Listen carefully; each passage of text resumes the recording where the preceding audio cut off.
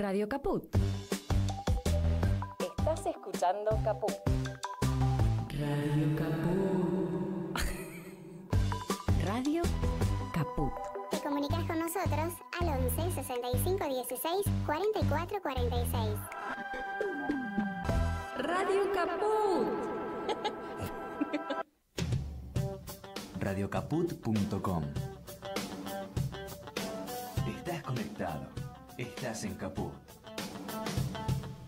Que matas el dolor en el fuego más sagrado de hoy y buscarás el amor en un rostro ciego de lo que ya no sos y quemarás el rencor en el fuego de un infierno precoz y buscarás esa voz que te recuerde para siempre quién sos. Y eso es así, ya lo verás.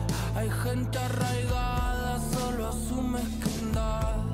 En la desazón de no adueñarse del sol, perdieron las alas de la fraternidad. Pájaro enfermo, sueña que vuela dormido, buscando en el cielo un sentido. La nube eleva en nido fractal, donde cantará. Voces y contexto. Un concepto expansivo. Todas las voces, todas. También la tuya. Un programa que no te deja tranquilo. Un programa que no se queda quieto. Voces y contexto. Todas las voces, todas en Caput. Buenas tardes, amigos, estamos en otra emisión de Voces y Contexto desde el estudio Chicha Mariani de Radio Caput, en esta tarde, bueno, de ola polar prácticamente, con un querido invitado. Les presento a nuestro amigo Diego Stulwart. ¿Cómo estás, Diego? ¿Cómo te va? Bueno, yo muy contenta de que vengas a conversar aquí con nuestros amigos de Voces y Contexto, y tenemos mucho para conversar porque le contamos a nuestros oyentes que Diego es, a ver si me corregís, ¿sos politólogo? Uh-huh. ¿Sociólogo? Yo estudié en la Facultad de Ciencias Sociales, Ciencia Política, y di un tiempito clase en Sociología. Ok. Y filósofo, esto va por mi cuenta, Sí, estos y son docente. títulos callejeros, ¿no? Claro, Que se van, sí. que se van a estar adjudicando. Y docente, sí. Claro. Y bueno, lo convocamos entre otros motivos, porque hace muy poquito, hace un mes creo, que presentaste tu último libro, Uh-huh. El temblor de las ideas, buscar la salida donde no la hay. Uh-huh. Y bueno, ya ese título y ese subtítulo dan para, bueno, ya con eso solo tenemos para charlar mucho.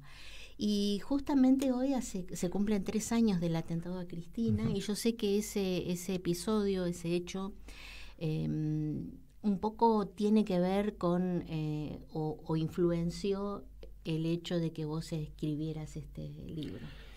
De alguna manera es el antecedente, si tengo que buscar en la prehistoria de mi mente, donde se empieza a escribir este libro, sí, es en la marcha del 2 de septiembre. Claro. Y hubo varias cosas concomitantes que yo, bueno, te he leído y te he escuchado, y que un poco fueron el disparador, esa charla que tuviste, ese encuentro que tuviste en un territorio del conurbano, sí, con unas mujeres, sí, que se hizo el comentario del atentado a Cristina. Uh-huh. Y bueno, por ahí lo querés contar vos mejor. Sí, como lo fui contando más de lo que me imaginaba que lo iba a contar. Sí, lo contaste mucho. Sí, porque fue realmente ahí empieza el asunto, ¿no? En una asamblea de una organización popular, el 8 de diciembre del 2022, prácticamente 3 meses después del intento fallido de atentado a Cristina, en una conversación se planteaba, yo creo que perturbadoramente para todos, la distancia que había entre el modo en que un grupo de mujeres estaban viviendo una especie de violencia cotidiana, una violencia cotidiana, y la violencia de la entonces vicepresidenta, ¿no? Que era percibida como alguien de otra ciudad, de otra clase social y de un poder personal que las distanciaba mucho. Claro. Pero también se vivía esa violencia como una violencia de bloqueo y descomposición de los propios instrumentos de la movilización social, ¿no? Entonces, de alguna manera ahí había una serie de conexiones para hacer que a mí me costó poder hacerlas rápido, porque en ese momento muchos en lo que sentíamos era que la prioridad en la política era frenar a la amenaza de la extrema derecha, que después de lo de Sabac Montiel era evidente que iban en serio, y que iban en serio en el sentido de la voluntad, no en el sentido de la eficacia, porque era muy mamarrachesca la situación, pero al mismo tiempo el desprestigio de la política en general y de los 40 años de la democracia se empezaba a sentir muy fuerte, y entonces era difícil de procesar eso. Pero para mí esos meses de fines del 2022 ya mostraban que estábamos entrando en una situación nueva, en la que los instrumentos en los que confiábamos para evitar que una ultraderecha o neofascismo, el nombre sigue en discusión. Sí, no importa, no discutamos de eso porque los resultados son los mismos. Claro, el hecho de que la amenaza estaba ahí, yo creo que ya era legible. Claro. Y me quedo pensando porque bueno, me parece que es muy interesante este impacto que te produjo a vos. A mí no me pasó eso, pero me pasó algo, digamos, de ese orden cuando estuve conversando, y más que conversando, escuchando atentamente el comentario de una joven del conurbano cercano, y me dio como una perspectiva totalmente distinta a lo que yo veía políticamente. Claro. Y me parece que estos son hallazgos como para escuchar bien. Yo sé que a vos te removió muchas ideas o te puso como en otro punto de análisis muy, muy rico. Y yo lo relaciono, a mí me pasó, ya te digo, distinto pero parecido, de prestar mucha atención, porque esos discursos, entre comillas, no son los que uno escucha habitualmente dentro de, digamos, en el orden de nuestros compañeros de militancia, nuestros afines ideológicos, políticos, etcétera, ¿no? Y eso me parece que en el desarrollo de lo que vos escribís un poco explica esta irrupción de un personaje como Milei, ¿no? Que venía es decir, la demanda es estamos hartos de ser usados políticamente, estamos hartos de muchas injusticias que se sobreponen o que se superponen, mejor dicho, ¿no? A otras que se viven a través de los movimientos sociales. Y esto un poco pareciera querer explicar la irrupción de un personaje tan disruptivo y nefasto como el presidente que tenemos, ¿no? No sé si explica, pero a lo mejor no se justifica lo que no se resuelve. Mirá, yo lo que siento es que desde ese momento que te estoy narrando, de fines del 2022, para mí lo que es importante es hacerse preguntas. Y a veces cuando se publican libros, se publican libros porque las ideas ya están claras o porque se hizo una investigación y entonces uno se dedica a contar algo que ya sabe. En este caso no es así. Sí. Yo estoy haciéndome preguntas y estoy tratando de entender. Entonces pongo todo en términos de ir a fondo con las preguntas y las respuestas ponerlas siempre en estado de temblor, como dice el libro. Yo lo que me parece... ¿Temor y temblor? Bueno, con Kierkegaard sería temor y temblor. Yo más bien me apoyo en Kafka y entonces el temor también lo pongo un poco en discusión. El temblor es indudable. Y la pregunta las preguntas que me hago tienen que ver con lo siguiente. Evidentemente Milei no es causante de su propia llegada al gobierno. Es decir, él es efecto de una situación previa. Sí, y quizás un emergente. Bueno, por eso es un emergente. El asunto entonces sería tratar de pensar la condición previa, porque si hoy se piensa que es posible ganarle una elección a Milei, una o dos, no sé si es posible, vamos a ver, pero si lo es, si se abre un periodo político en donde la fuerza política no tan agresiva y no tan brutal como la de Milei pudiera llegar a ganar, yo creo que tendría que revisar muy bien de no repetir las condiciones para que vuelva a pasar algo así o peor. Entonces, creo que todavía hay algo que pensar en lo que llamaríamos, en términos muy generales, el campo democrático, liberal democrático, nacional popular democrático. Totalmente. Creo que ese tema no se cerraría por el mero hecho de que Milei, por sus torpezas y por el padecimiento que le está haciendo pagar a una parte importante del pueblo argentino, fuera derrotado en elecciones. Eso es una cosa importante. Y la otra cosa importante es cómo son los cruces entre las prácticas colectivas y la representación política. Que a veces cuando se dice democracia se las liga de una manera demasiado rápida, sin pensar que son dimensiones que no son exactamente coincidentes siempre y armónicamente siempre. Sí, ¿no? sí, vaya que lo padecemos, ¿no? Porque es una cuestión a veces meramente formal o instrumental, no es una democracia real. Bueno, entonces digo por eso, cuando no sé, apareció la película 1985, ¿no? Que fue unos meses antes de que gane Milei. Y me acuerdo que en los cines se hacía un aplauso dirigido contra esta amenaza derechista negacionista. Pero al mismo tiempo, 1985 era una suerte de repliegue sobre un discurso institucional de la democracia.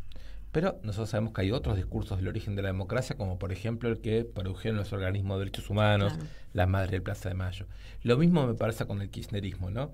Se aplauden las mejores políticas del kirchnerismo y yo creo que esos aplausos tienen que ser revisados en el sentido de si también son capaces de aplaudir a los movimientos piqueteros previos que generaron las condiciones de posibilidad. Entonces ahí yo creo que preguntarse si no es cierto que muchas veces el movimiento social adelanta preguntas, adelanta saberes o adelanta síntomas que muchas veces desde la representación política se lo subestima. Claro. No sé cuál pregunta hacerte primero. Si preguntarte acerca de cómo está estructurado tu libro, que me parece muy original. Yo no lo leí completo, pero leí mucho del libro y me encontré con algo realmente original. Ah, bueno. Porque está estructurado, bueno, desde una reflexión, desde un análisis. Luego hay una parte que vos mismo le llamás como de diario.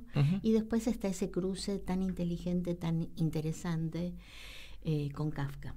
Mira, hay dos cosas que decir sobre eso, yo creo. La primera es lo que repasar lo que acabas de decir. Hay 3 escrituras. Sí. Hay una serie de ensayos críticos que intentar entender un poco, sin renunciar a autores, a fragmentos de reflexión teórica, pero también a momentos de reflexión muy pegados a lo que fue la coyuntura argentina del 2023, del 2024. Hay una segunda parte que exactamente es un diario político. Sí. Ya me imagino yo escribiendo vos afiebradamente, porque te leí o te escuché que muchas veces cuando algo te impacta lo anotás y lo escribís y queda como un... Claro, a veces son posteos y a veces son notas personales, pero lo que me pasó desde ese momento que empecé a prestarle mucha atención a una serie de episodios que ocurrían y que yo no podía procesar velozmente. Claro. ¿Qué es esto, no? ¿Qué está pasando?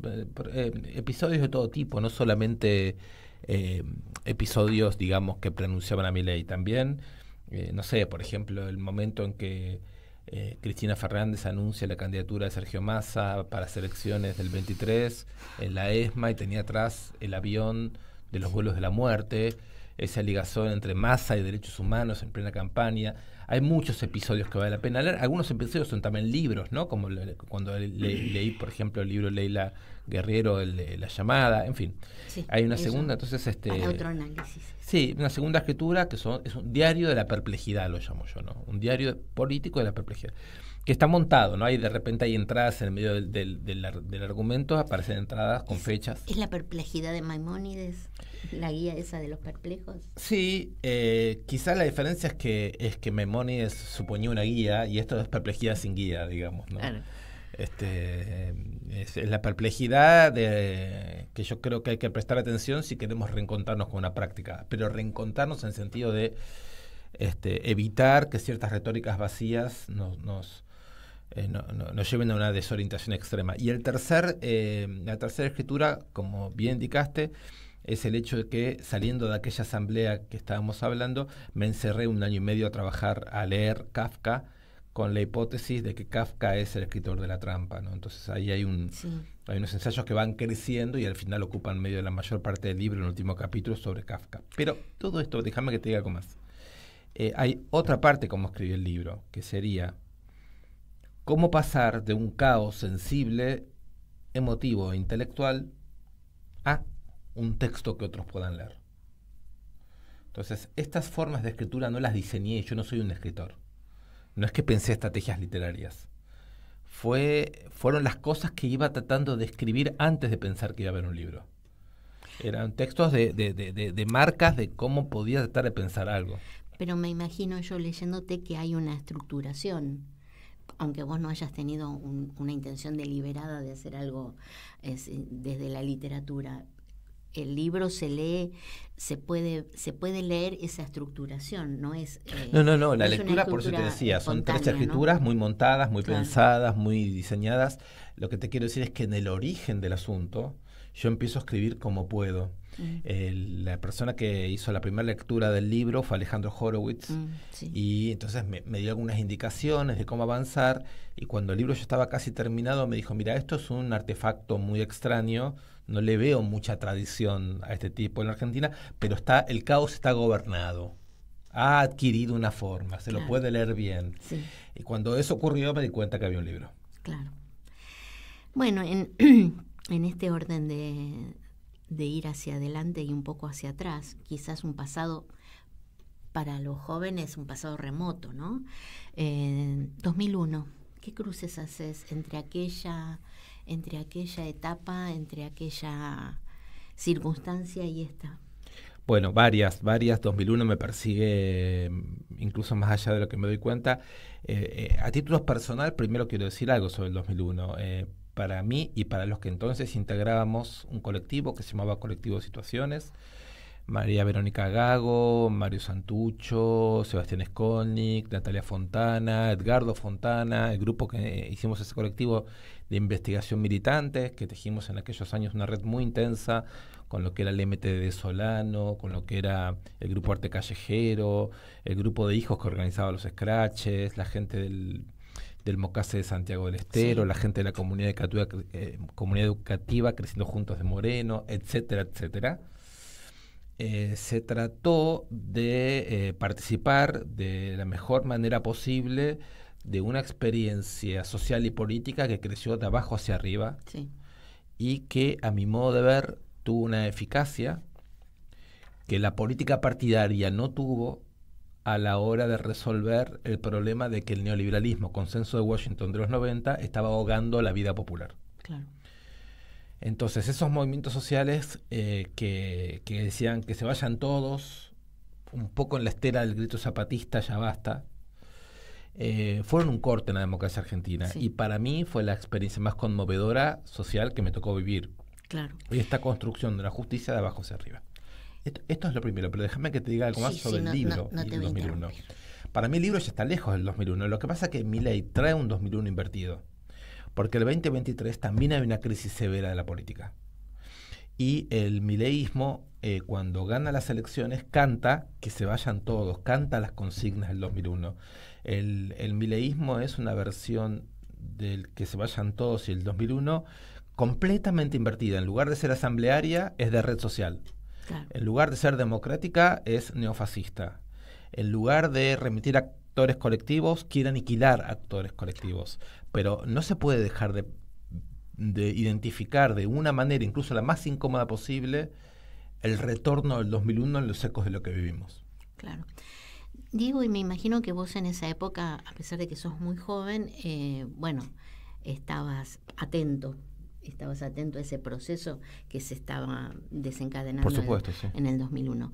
Yo recuerdo también, obviamente, mucho ese momento, lo viví muy intensamente, ¿no? Y yo notaba, no sé si vos lo compartís esto, la dificultad para encasillar o encuadrar esa situación, esas condiciones. Yo creo que, me parece, ¿no?, que tardó unos cuantos años en entenderse cómo había sido ese proceso. Si bien uno podía ver los antecedentes, la acción de los movimientos sociales, los piqueteros, el trabajo de derechos humanos. No estaba tan, me parece que no estaba tan claro.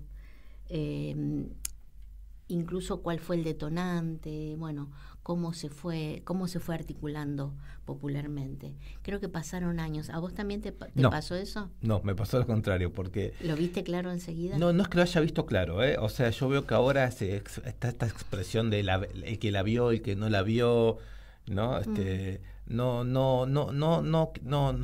No es por la nitidez de la visión, sino que me parece que nosotros hemos participado de ese proceso muy activamente. Que en este sentido, nosotros en el año 1997, con una agrupación que se llamaba el MATE, en las facultades sociales, creamos lo que se llamaron las Cátedras Libres Che Guevara, porque se cumplían 30 años del asesinato en Bolivia del Che. Entonces, pusimos afiches en las calles anunciando que se iba a hacer, y hubieron 1000 personas en la apertura en la facultad, de los cuales pocos eran de alumnos universitarios. Después hicimos las cátedras libres del Che Guevara en barrios, lo hicimos en provincias. Cuando lo hicimos en La Plata, eran más de 1000 personas. ¿Qué estaba pasando? Que chicos y chicas de los barrios se acercaban a la universidad para tratar de pensar esa relación con los años 70, con las militancias. Claro. De la Cátedra Libre Che Guevara de La Plata surge el encuentro de organizaciones sociales. En ese ritmo nos conocemos con algunos movimientos piqueteros, sobre todo de la sur, del conurbano. Es decir, desde el año 96-97 se recreaba con mucha fuerza el movimiento de los derechos humanos, la aparición de hijos, el surgimiento de los escraches. Después, en el 98, llegando a la crisis, empieza de a poco el tema de los fogoneros, luego piqueteros. Aparece la cuestión de las fábricas recuperadas. Aparece ya llegando el 2001 el Club del Trueque. Y nosotros, como colectivo, estábamos participando de todo eso con una figura que llamábamos investigación militante. ¿Qué significa esto? No es ni la investigación académica ni la militancia de partido, porque la investigación académica depende de financiamientos y temas, y la militancia política tiene línea. Y nosotros decimos ni una cosa ni la otra. Tomamos la voluntad de complejidad de la investigación y tomamos de la militancia el compromiso. Pero vamos a producir conocimiento con actores cuya resistencia al neoliberalismo está produciendo muchas novedades. Y entonces teníamos la lupa puesta sobre esa novedad.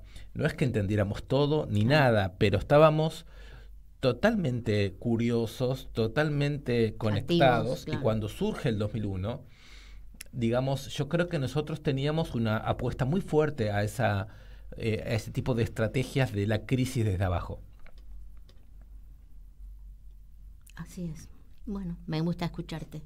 Y con respecto a esta situación hoy, la actual coyuntura, que esto lo han analizado muchísimos pensadores, después vamos a hablar de Bifo.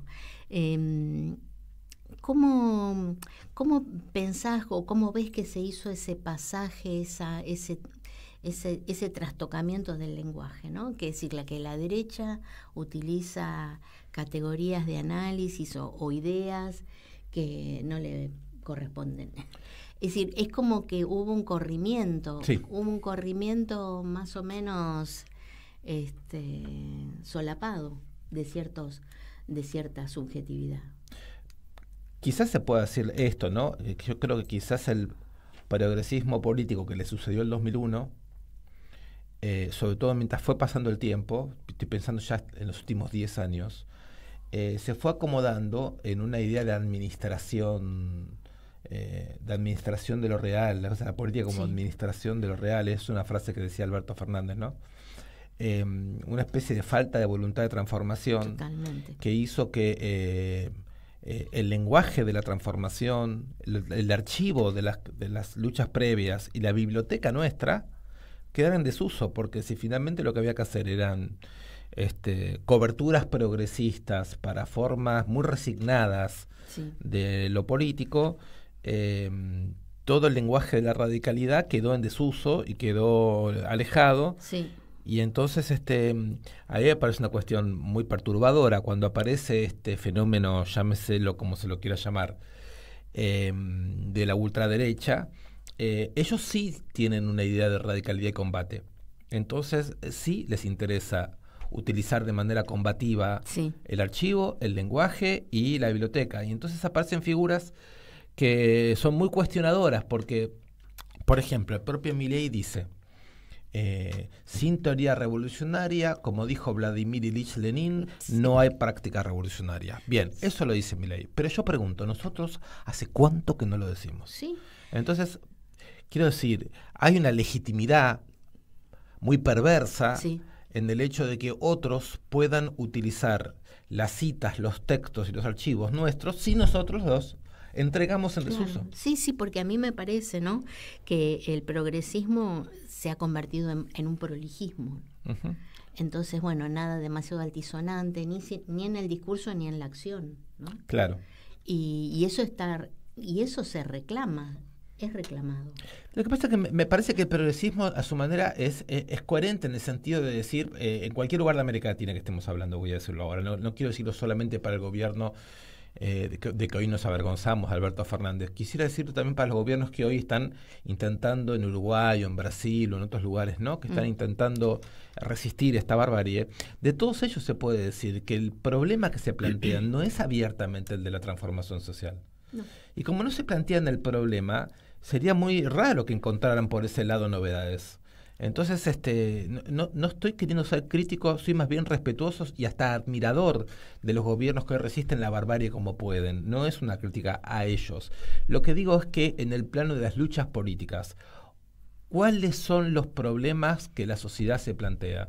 Si la sociedad se plantea los problemas de la transformación, entonces la relación con el lenguaje es uno. Claro. Si la sociedad no se plantea el problema de transformación es otro. Y el problema es que yo creo que sin plantearse la transformación no aparecen soluciones elementales para problemas elementales. Sí, cuando estuvo acá Mario Santucho, mi amigo Mario, sí. Tu amigo Mario, en un momento él habló de la necesidad de una radicalización, ¿no? Bueno, exacto. En la lucha. Sí, exactamente. Ya por los caminos del prolijismo, evidentemente... bueno, como le gustaba decir a Fernández, ¿no? Nunca está la correlación de fuerza no es favorable. En realidad nunca la correlación de fuerza es favorable. No, por supuesto que la relación de fuerzas no es favorable y por otro lado me parece que haríamos mal, yo creo, en hacer de la radicalidad una retórica o un posicionamiento de grupo, porque en realidad la radicalidad, yo insisto con esto, ¿no?, surge de la capacidad de la sociedad de plantearse problemas. En ese sentido yo creo que el 2001, sin ser algo que haya respondido a grupos políticos, porque los grupos políticos pueden haber participado, pero yo no creería que un grupo político diseñó el 2001, como creo que ningún grupo diseñó el Cordobazo ni el 17 de octubre. Cuando eso ocurre, los grupos actúan, por supuesto. O Chile del 2019. O Chile del 19. Entonces, el momento en donde la sociedad se empieza a plantear problemas, ahí vale mucho la pena abrir una discusión fuerte sobre cómo se recorre eso. Entonces, ¿cuál sería la radicalidad? Yo pienso que la radicalidad es menos pedir a los políticos que tengan discursos radicales y más establecer una reflexión entre nosotros sobre cuáles son los problemas que realmente nos planteamos. Porque yo a los políticos no les adjudico una capacidad de sacarnos de esta situación. No, ni la capacidad ni la voluntad.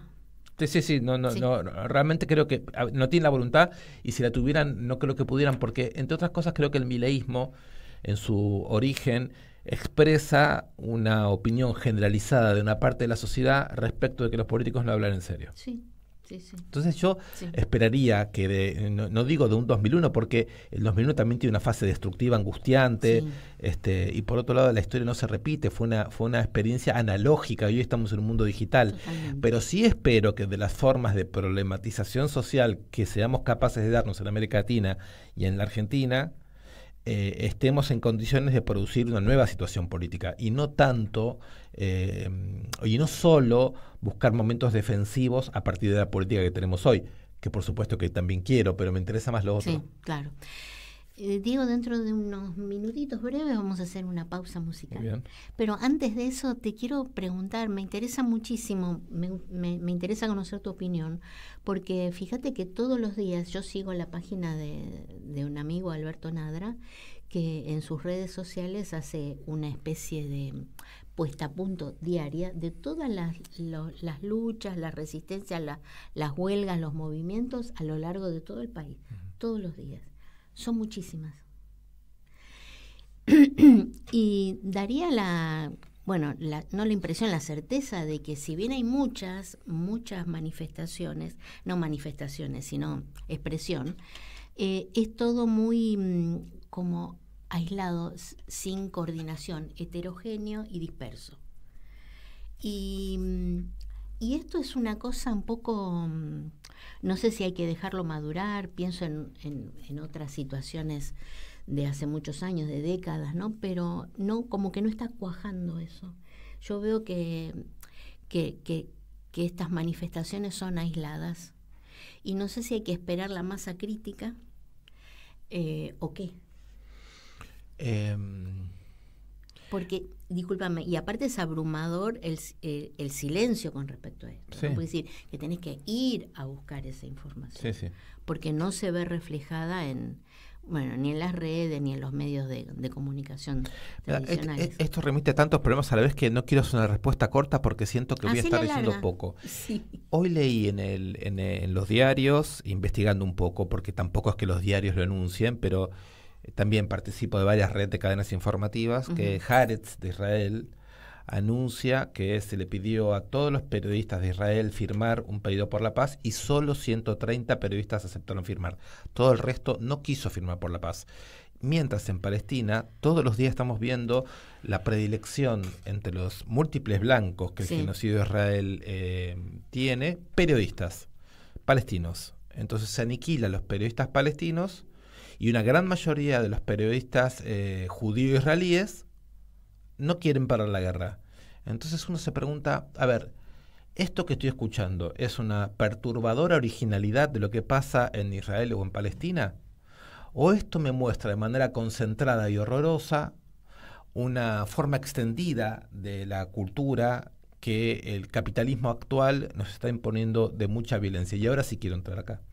Si nosotros no construimos un lenguaje y una manera de conversar y de informar y de pensar y de sostener, que lo que está viendo en este momento es una indiferencia brutal ante una ferocidad insoportable del capital, en el periodo siguiente nuestro lenguaje no va a estar apto para ningún proceso político-cultural.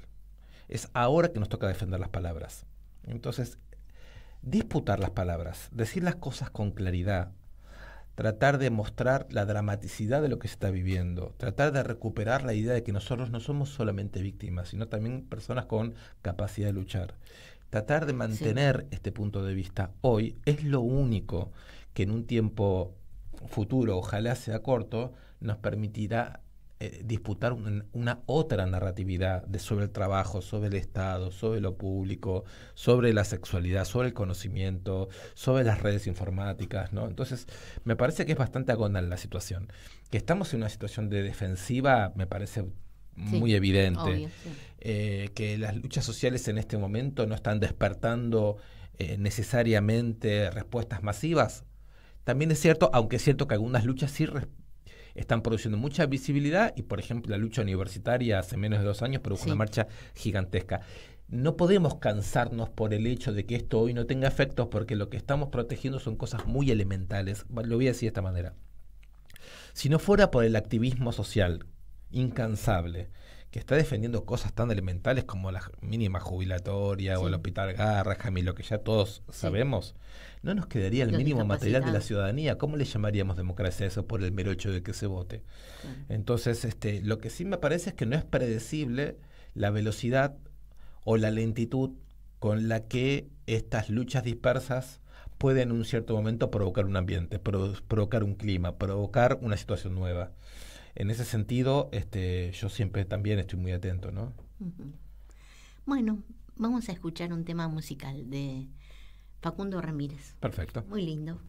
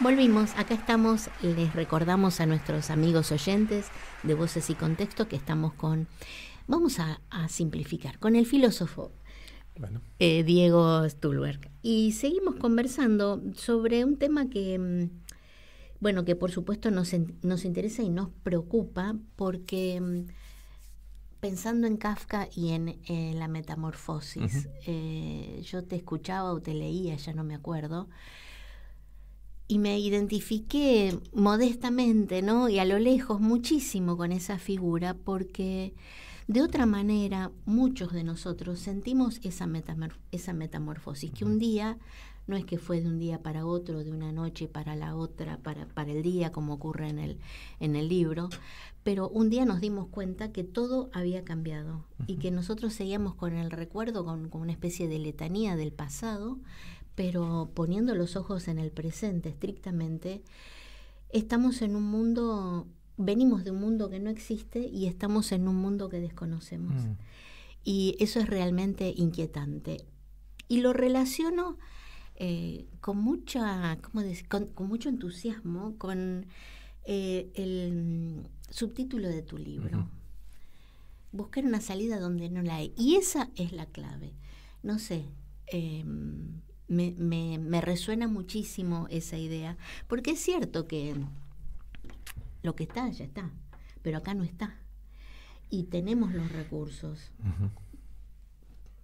No me refiero a lo personal como estrictamente individual, pero los recursos humanos, sociales, la experiencia de lucha, la historia, que es posible. Y además que va a ser distinto, no sé.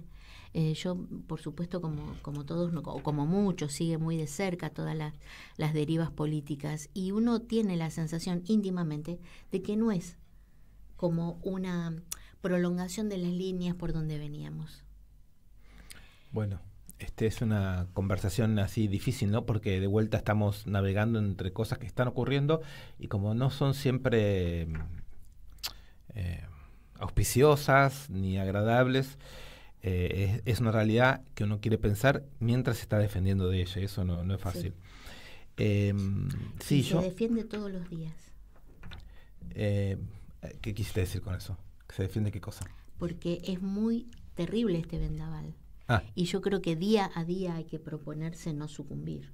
Claro, lo que pasa es que cuando uno se defiende de algo se distancia, entonces tener al mismo tiempo que distanciarse y la curiosidad lo lleva a uno a acercarse, la relación con la realidad política para mí por lo menos se ha vuelto cada vez más problemática, en el sentido de que los lenguajes de aproximación a la realidad son sobre todo periodísticos, a veces politológicos o académicos, y a mí no me terminan de satisfacer.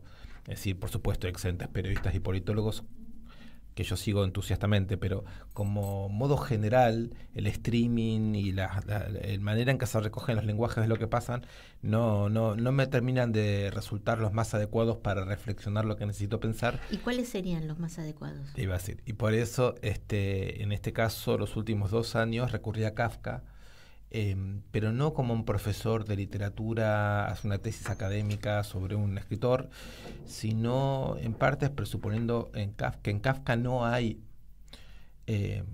un canon literario, hay una relación literaria con la vida. Entonces, sí, eso en él es muy especial, y cualquiera que necesite medir palabras y vida hoy, yo creo que encuentra en Kafka un fundador o un referente importante, ¿no? Entonces, la posibilidad de pensar a fondo registros que yo creo que hoy nos faltan en el lenguaje, se me hace muy relevante con Kafka. La idea de que hay que buscar una salida donde no la hay, bueno, es una formulación paradojal, ¿no? Porque uno podría decir, si no la hay, ¿por qué la seguís buscando? Porque sí. Uno podría decir, porque no puedo dejar de hacerlo, ¿no? Claro. Y entonces ahí esto me permite a mí, quiero decir, yo a esa frase llego como lector de Kafka. No sé si Kafka la escribió, si no creo, pero está lleno de textos, relatos, novelas, pero también en los diarios, en donde él está buscando, ¿no? El simio, Pedro el Rojo, que es el protagonista de un informe para una academia, dice, la libertad es un lujo para los humanos, pero yo necesito una salida. Él está encerrado en una caja y necesita respirar, y yo me siento así. Entonces, la idea de buscar una salida donde no la hay, puede querer decir, por ejemplo, que a mí no me importa que no la haya, la necesito igual. Es decir, que la imposibilidad y la impotencia no son lo mismo. Que una cosa es la imposibilidad, es decir, ese muro que tenemos que atravesar, porque no podemos no hacerlo. Y otra cosa es la impotencia, que es ir dándose cuenta que los posibles que se nos ofrecieron son insatisfactorios y entonces ya no queremos más nada. Claro.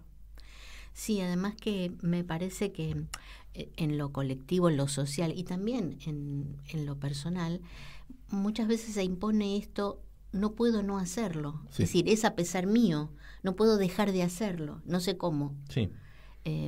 No es porque quiero, sino porque no se puede no hacer o no se puede no intentar. Sí, a mí la metáfora de la respiración me interesa mucho. Kafka, una carta que le manda a Milena, su traductora, escritora y pareja o amante de Kafka, ¿no? Milena Yenseká, él escribe, mi pulmón enfermo y mi mente han establecido una alianza a mis espaldas. Es decir, no puedo dejar de escribir en relación con la respiración. Y a mí eso me interesa muchísimo. O sea, yo puedo decir, por supuesto, busco a pesar mío, pero también puedo decir, busco en nombre de lo más noble mío, que es la necesidad de existir, de vivir, de respirar y de no aceptar un mundo inaceptable. Sí, bueno, bellísimo esto que decís. ¿Y cómo te situás vos o qué análisis haces o, bueno, tu visión con respecto a las redes sociales, a este condicionamiento de la subjetividad? Podríamos citar a Bifo con su... me gustó mucho la entrevista que escuché entre Bifo, vos y alguien más. Daniel Tonietti. Y Tonietti. Bueno, esa negatividad o ese pesimismo absoluto prácticamente, ¿no? Eso, él habla de retirarse o de replegarse, o creo que es otra... Desertar, claro. Y bueno, a mí me interesa mucho esa postura, siempre me interesó mucho Bifo, y en este momento veo como una especie de, o sea, no es que vamos a analizarlo a él, pero como una especie de desesperación. Sí. Y a veces, bueno, uno se pregunta, bueno, ¿qué pasa con esto, no? Cuando, por ejemplo... uno puede coincidir con algunos aspectos, algunos análisis. No sé, uno piensa, por ejemplo, en el terror del cambio climático, que es una escena terrorífica. Uno piensa, bueno, en este nuevo fenómeno del descenso de la tasa de natalidad. Pero también yo pienso que Bifo primero es un hombre grande y por otro lado es europeo. Y tienen me parece que como otra configuración. En Latinoamérica me parece que es distinta la visión, o la necesidad, o la oportunidad, o el deseo. ¿Cómo ves vos todo este combo de...? Bueno, es una pregunta bien compleja. De vuelta, vamos a ver si puedo hacer una respuesta consistente. Mira, no va a poder ser muy breve. 10 minutos. Bueno. Vamos por acá entonces. Bifo pertenece a una tradición militante radical que es la autonomía obrera, que es una forma de izquierda marxista que estaba a la izquierda del Partido Comunista Italiano. Claro, gran decepción.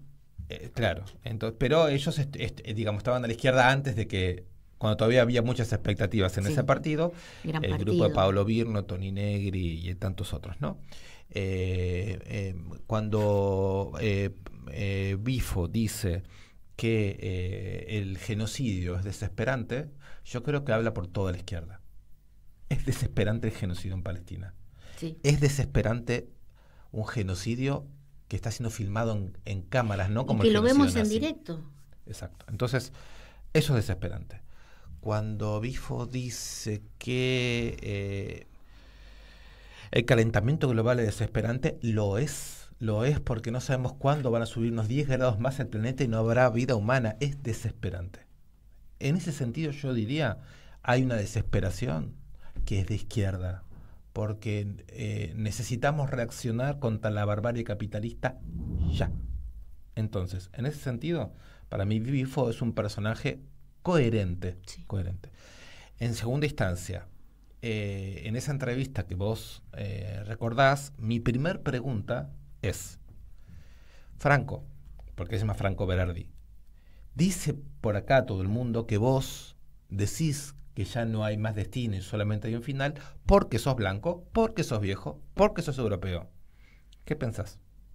Y él me responde algo que yo me saco los 3 sombreros que no uso y dice, porque soy europeo, porque soy blanco y porque soy viejo, puedo entender la mentalidad actual de los líderes de Occidente. Y la mentalidad actual de los líderes Occidente, digamos así, la mentalidad de la civilización blanca, Claro.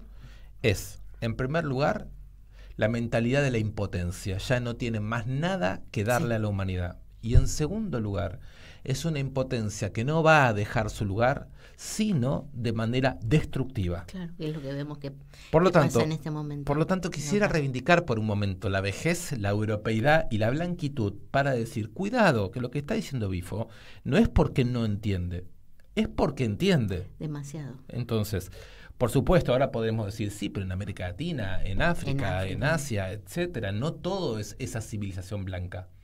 No todo es esa mente blanca. Bien, pero todos aquellos que de Palestina a Asia, a África, qué sé yo, América Latina, etcétera, querramos decir que no nos identificamos con esa mente blanca impotente y destructiva, Sí. tenemos que saber que esa mente blanca y destructiva es genocida y destructora y que está liquidando el planeta y que entonces, si nosotros no queremos ser simples blancos europeos, tendremos que ser algo a la altura de lo que somos y eso está ahí, ¿no? O sea, Bifo dice, yo no puedo dejar de decir que la tendencia es esta, pero tampoco puedo dejar de escuchar lo imprevisible. ¿Cómo nos convertimos nosotros en lo imprevisible? ¿Cómo nos convertimos a futuro? Yo diría que no hay mucho tiempo, ¿no? O sea, según el genocidio es ahora, el calentamiento global es ahora, la destrucción del empleo es ahora. Entonces, ¿cómo nosotros interrumpimos esa tendencia? ¿Cómo hacemos? Creo que hasta ante esa pregunta nos pone Bifo, y tal como yo lo escucho y lo leo a Bifo, creo que está cumpliendo el papel del filósofo, que es presentificarte la pregunta central. Claro, y también alertar. Un sistema de alertas, exacto. Claro, sí, sí. Sí, pero esto que dice Bifo, que compartimos, esto de la blanquitud y el espíritu destructivo de Occidente, es de larguísima data. Solamente pensar en el periodo de los grandes colonialismos, ¿no? Donde la crueldad era, quizás hoy un poco olvidada, pero era la moneda corriente, ¿no? Como que es la forma. Sí, pero estoy de acuerdo. Lo que él está nombrando es la intensificación y el final de un proceso muy largo, indudable. Sí. El problema es que esta tendencia liquidó en Europa el movimiento obrero, liquidó el mundo de las izquierdas, liquidó el mundo de la democracia liberal, está produciendo genocidios, está produciendo una catástrofe ecológica ahora. Y si lo que hace el mundo de las izquierdas, de los nacionalismos populares, pues todo esto lo dijo de Mujica a Francisco, ¿no? Los sistemas de alerta están encendidos. Sí. Si lo único que se hace es desentenderse de estos llamados de atención en nombre de un largo plazo o de un tiempo que me parece que no hay, bueno, yo creo que hay que elegir entre la imposibilidad y la impotencia, y mi camino es la imposibilidad, digamos, ¿no? No creo que no se pueda, creo que hay que ver cómo, y en ese sentido el desafío de convertirnos en una disrupción, no digo quizás nosotros, porque por más que uno quiera no es voluntad, pero estar atento al modo en que se puede irrumpir, en que se pueden descarrilar como decía Walter Benjamin, ¿no? Descarrilar la locomotora que bajo la apariencia de ir hacia el progreso va a la catástrofe. Donde no lo hay, ¿no? Por eso digo, buscar lo que no hay. El 2001 tuvo algo de eso, ¿eh? También produjo una salida donde no había nada. En la Argentina, en los 90, era el horror mismo. Entonces, sin mímica, sin copia, sin nostalgia, sin pensar que hay que hacer algo que se hizo antes necesariamente igual, no. El imperativo de desvío, de freno, sí, vamos a decirlo, el desvío es necesario. Sí, porque no digo en la rueda de la historia, no, porque no es eso lo que quiero decir, pero hay como en cierto momento se produce un salto en esa frecuencia. que no es la prolongación de donde veníamos, sino un salto. Sí, sí. No sé, algunos dicen salto cuántico, yo no lo digo, pero sí creo como subir en ese, como uno lo puede ver, no sé, en música, ese compás, ese tono, ese semitono que da como un giro, ¿no? Y probablemente estemos a las puertas de una transformación radical, porque o es la transformación o es la desaparición. Claro, por eso me parece importante las personas que, más allá de la idea de ruptura y radicalización que yo adhiero, son capaces de ver esa voluntad de reparación del daño, esa voluntad de otro mundo en prácticas. Claro. Y prácticas hay muchas. Por ejemplo. ¿Vos hablaste de las luchas sociales? Yo recuerdo que la ola feminista que fue tan visible no desaparece como ola. Y no pero hablamos de eso. Fíjate que yo lo tengo acá registrado y no lo hablamos. Hablemoslo. Hay prácticas de cuidados, hay prácticas de luchas sociales, hay prácticas en todo el mundo y a mí me parece que hay que sentirse ahí. Por más que la imagen digregada que las redes sociales nos dan de la realidad corpórea, por más que eso sea un problema, ¿no? Yo creo que la ultraderecha sobre todo es un oscurecimiento de la percepción. Sí. Políticamente organizada. Entonces, la idea de que uno pueda recuperar una perspectiva de trama y de prácticas, me parece que es buena orientadora. Sí, y yo pienso, bueno, en lo que vos decís, no sé, en una economía del cuidado, por ejemplo, que a lo mejor vos le pones otro nombre, y también el replantearse nuevas formas de consumo y de producción. Me parece que sin hacer cambios absolutamente radicales, me parece que también es por ahí. No sé si uno puede ir cambiando secuencialmente todo. Algo tiene que hacer para que empiece a girar de otra manera, o que se abran otras alternativas, otros cauces. Mira, otras yo miradas. hace el último mes escuché dos cosas que me interesaron mucho. Uno es Michael Lowy, que es un intelectual brasileño que vivió en Francia hace muchos años, especialista en Kafka, en Benjamin, muy importante, es un filósofo muy conocido, trotskista. Y Lowy dijo, el único programa que puede tener hoy la izquierda revolucionaria es el cambio climático, porque eso divide aguas. Sí. Pero también escuché a un politólogo... Porque el cambio climático implica una transformación enorme, por ejemplo, en la economía, en la producción de los alimentos, en la distribución. Y además hay riesgos de todo tipo para las ciudades y para la propia persistencia de la vida humana. Pero te quería completar con que escuché también, en el último tiempo entrevisté a un politólogo de la UBA que vive en Villa Fiorito, lo entrevistamos en el programa de Radio Siempre Soy que dirige Daniel Tonietti, en un espacio que tenemos con Juan Luis González que se llama Galaxia Milei, a un politólogo joven que decía... ¿Cómo se llama? Ay, me estoy tratando de acordar el nombre. Bueno, después te vas a acordar. Si no me lo acuerdo en el transcurso de los próximos minutos, es porque mis neuronas, la vejez operando, te lo doy para que a ver si lo podemos poner de alguna manera. Tiene doble apellido. Bueno, es un politólogo joven de la UBA que vive en Villa Fiorito, que te digo que lo entrevistamos hace máximo un mes, que estuvo en varios medios, a través que le hizo una linda entrevista al periodista Diego Genú. Él decía que el problema del discurso ecológico es que no tiene raigambre en la vida plebeya, en los barrios, en el mundo del trabajo, y es un trabajo importante para hacer, porque si no aparece por un lado un sistema de alertas, una agenda verde muy profesionalizada, muy europea, muy norteamericana, muy del hemisferio norte de un lado, y muy cara. Sí, claro, y de otro lado una vida, digamos, de precarización, en donde el problema de la vida, el problema también ambiental de la contaminación, etcétera, están desconectados. Entonces, ¿cómo podría ocurrir que el mundo plebeyo y de este tipo de agendas se encontrasen en una trama de politización efectiva, ¿no? Bueno, queda planteada la... Sí, solo tenemos preguntas. Sí, bueno, pero es mucho, ¿eh? Sí. Bueno, mira... Acá está Martín que nos quiere decir con la mirada que se termina nuestro tiempo. Pero antes de que nos despidamos, Diego, ¿querés decir algo? ¿Querés decir el título editorial de No, tu por ahí libro. contarles, el libro se llama El temblor de las ideas, busca una salida donde no la hay, fue editado hace mes y medio por Ariel, estoy haciendo presentaciones porque en todos los lugares del país, y también estuve en Montevideo, donde aparecen personas con ganas de leer el libro y discutirlo por los próximos, no sé, mes y medio, 2 meses, estoy dispuesto a hacerlo, eso, y sí. entonces vamos a estar ahora el miércoles que viene en La Plata, en la Universidad de Periodismo, el sábado que viene vamos a estar en Caballito, en una plaza discutiéndolo, Giordano en la Bruno. plaza Giordano Bruno, que está, digamos, ahí del otro lado de las vías del ferrocarril Sarmiento. Exacto, después vamos a estar en Rosario con el Partido de la Ciudad Futura y con el Frente Patria Grande juntos haciendo una presentación, se hace otra en la Ciudad de Córdoba. Vamos a hacer una en la Feria del Libro de Santiago del Estero, Qué en bueno. la Feria del Libro de Venado Tuerto, en un centro cultural en Villa Martelli. Y bueno, si el libro sirve para conversar entre amigas y amigos, que sirva.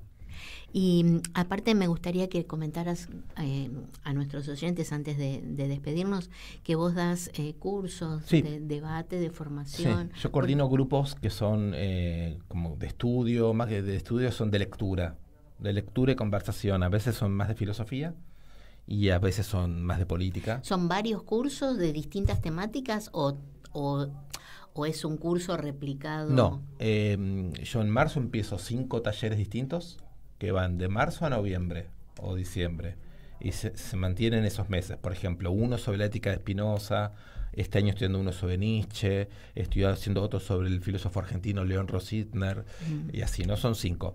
El único que se repite todos los años de manera religiosa es la ética de Spinoza, que lo leemos entera en un año. Los demás varían, cambian, Claro. y a veces hago cursos cortitos. ¿Y cómo se conectan los oyentes con esa información? Bueno, me pueden buscar por Messenger, me pueden buscar por Instagram, Por Instagram, sí. me ponen mi nombre, que no, el apellido es Claro, difícil, el apellido es difícil, pero después que uno internaliza la S, la Z y la T, ya sale solo. Bueno. Y sin equivocación. Así es. Bueno, te agradezco un montón. No, esta bueno, tarde. a vos por haberme permitido pensar en voz alta estas cosas que no siempre son fáciles. Sí, que no son fáciles y son tan necesarias. Sí. Bueno, muchas gracias Bueno. y aliento para este trabajo. Bueno, tuyo. y saludos grandes a Radio Caput. Bueno, gracias. Bueno, nos despedimos hasta el lunes próximo, que vamos a tener otro muy interesante invitado. Así que escuchen. Gracias Martín. Voces y contexto. Todas las voces, todas. Un programa incorrectamente político. Llega a su fin por hoy. Hasta la semana próxima. En Caput, Estamos con el padre Paco, que para mí es un placer y un honor. Buen día. Hola, buen día.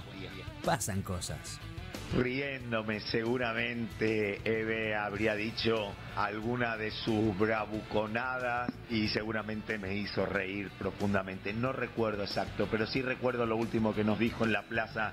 Hay que hacer una pueblada para echar a estos jueces de mierda. Qué grande, Eve. Radio Radio Caput. Caput. Gracias a ustedes a Caput que estuvieron.